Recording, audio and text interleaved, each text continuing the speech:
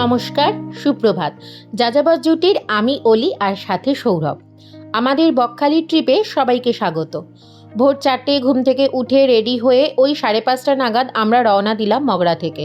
আর সাথে অবশ্যই আমাদের পার্টনার নেভিগেটর মানে এক্সপালস। সকালটা বেশ ভালোই লাগে বলুন, তার উপর যদি আবার সেটা হয় ঘুরতে যাওয়ার সকাল, তাহলে তো কোনো কথাই নেই। তাহলে চলুন সুন্দর সকালটা উপভোগ করতে করতে আমরা সবাই মিলে যাই বকখালি। ট্রিপটা আমাদের হুট করেই প্ল্যান হয়। আসলে বহুদিন মানে প্রায় 5 মাস আমাদের কোথাও যাওয়া হয়নি, তাই মনটা বেশ ঘুরু ঘুরু পাচ্ছিল। ওই দেখুন, কথা বলতে বলতে সূর্যি মামাও কেমন উঁকি দিল আমাদের। সকালবেলায় সূর্যকে দেখতে যতটা সুন্দর আর ভালো লাগে, ঠিক তেমনই বেলা বাড়ার সাথে সাথে তার তীব্রতা এতটাই বাড়ে যে কি বলবো। এখন তো আবার মে মাস, প্রচণ্ড গরম। জানি না বেলা বাড়ার সাথে সাথে কতটা গরম দেবে সূর্যি মামা। কিন্তু গরম হোক বা রোদ, জল, বৃষ্টি, ঝড় যাই হোক, 5 মাস পর যখন বেরোনোর সুযোগ পেয়েছি, তখন কি আর আমাদের কেউ আটকে রাখতে পারে? কথা বলতে বলতে আর সূর্যি মামাকে সাথে নিয়ে আমরা মগরা থেকে বেরিয়ে ফ্লাইওভার ধরে দিল্লি রোডে এসে উঠেছি। দিল্লি রোডটা এতটাই সুন্দর যে নেভিগেটরও আনন্দে পাই পাই দৌড়চ্ছে। দিল্লি রোড ধরে সাঁতরাগাছি পেরিয়ে হুগলি সেতু পেরিয়ে এখন আমরা ডান হাতে কলকাতা চিড়িয়াখানা আর ওই যে সামনে দেখতে পাচ্ছেন ন্যাশনাল লাইব্রেরি, তাকেও টাটা করে বেহালা আর জোকার দিকে এগোচ্ছি। ঘুরতে যাওয়ার আনন্দটা যতটা হচ্ছে, তার মধ্যে আবার একটু চিন্তাও হচ্ছে জানেন তো। কারণ শুনলাম সামনেই 2-1 দিনের মধ্যে রুমেল ঝড় নাকি আসবে। একবার ভেবেছিলাম ট্রিপটা কি তাহলে ক্যান্সেল করে দেব, কিন্তু না, তারপর ভাবলাম বেরিয়েই যাই, দেখাই যাক না কি হয়। দেখি শেষ অবধি কি হয়, রুমেল কি দেখায় আমাদেরকে। চলুন আপনারাও তাহলে দেখতে থাকুন আমাদের সাথে।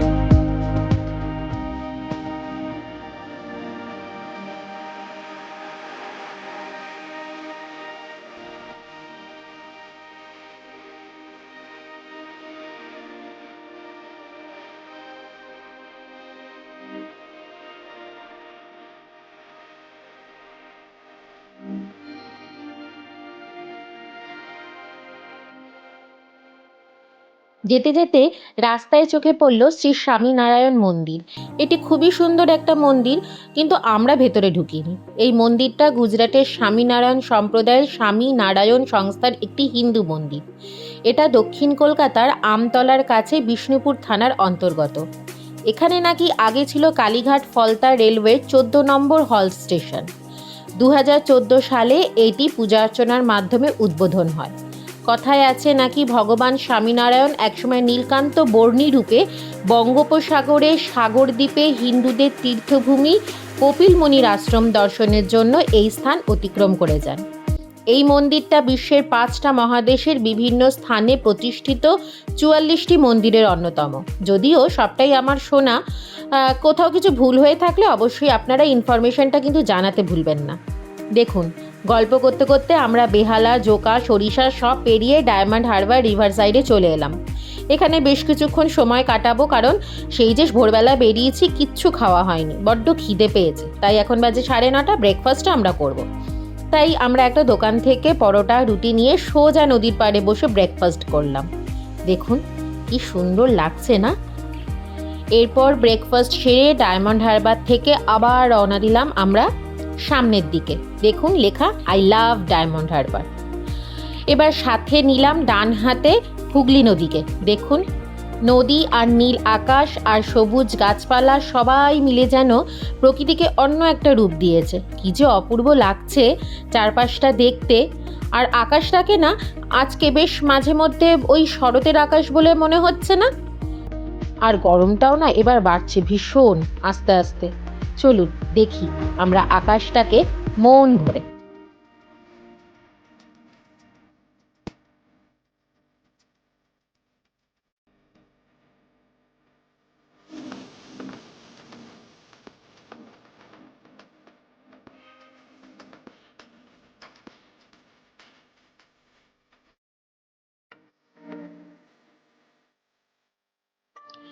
আকাশ দেখতে দেখতে আর প্রচণ্ড গরম খেতে খেতে মাঝে নামখানা, কাকদ্বীপ, হাতানিয়া, দোয়ানিয়া ব্রিজ সব পেরিয়ে আমরা আমাদের গন্তব্য বকখালি এসে পৌঁছালাম। এই রাস্তাটা দিয়ে আমরা আমাদের হোমস্টের দিকে এগোচ্ছি। এই রাস্তাটা বড়ই সরু ছিল, যেহেতু আমরা বাইকে ছিলাম তাই আমরা যেতে পেরেছি, কিন্তু যারা ফোর হুইলারে আসবেন তারা আরেকটু সামনের দিকে এগিয়ে গেলেই বড় রাস্তা পারবেন, সেটা দিয়েই ঢুকতে পারবেন। আসলে গুগল মাঝে মধ্যে এইরকমভাবে ভড়কে দেয় অলিগলিতে ঢুকিয়ে। আমাদের হোমস্টের নাম বকখালি বিচ বাংলো হোমস্টে। বকখালিতে এইরকম একদম সমুদ্রের সামনে হোমস্টে এইটার মতো সুন্দর আর নেই। অপূর্ব সুন্দর জায়গায় আমাদের হোমস্টে। তবে গুগল আমাদের এই ছোট্ট রাস্তা দিয়ে ঢুকিয়ে একদিকে সুন্দর দৃশ্য দেখতে দেখতে যাওয়ার সুযোগ করে দিল। আপনারাই বলুন ঠিক বললাম কি না? চলুন আমরা আস্তে আস্তে হোমস্টের দিকে এগোচ্ছি। ওই যে সোজা তাকালেই সমুদ্র চোখে পড়ছে, আর এই রাস্তার আশেপাশে এগুলো সবই রিসর্ট হোটেল।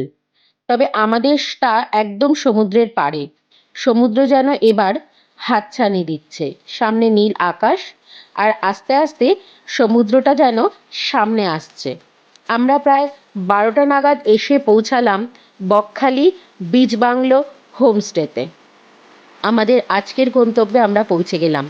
আমাদের সাথে এসে আপনাদের কেমন লাগলো তা জানাতে অবশ্যই ভুলবেন না। কমেন্ট বক্সে অবশ্যই একটু করে জানিয়ে যাবেন। আর ভালো লাগলে লাইক, শেয়ার অ্যান্ড সাবস্ক্রাইব। আবার দেখা হবে বকখালির পরের এপিসোডে। আজ তবে এইটুকুই থাক, বাকি কথা পরে হবে। সবাই ভালো থাকবেন, সুস্থ থাকবেন। লাভ ইউ অল ফ্রম যাযাবর জুটি।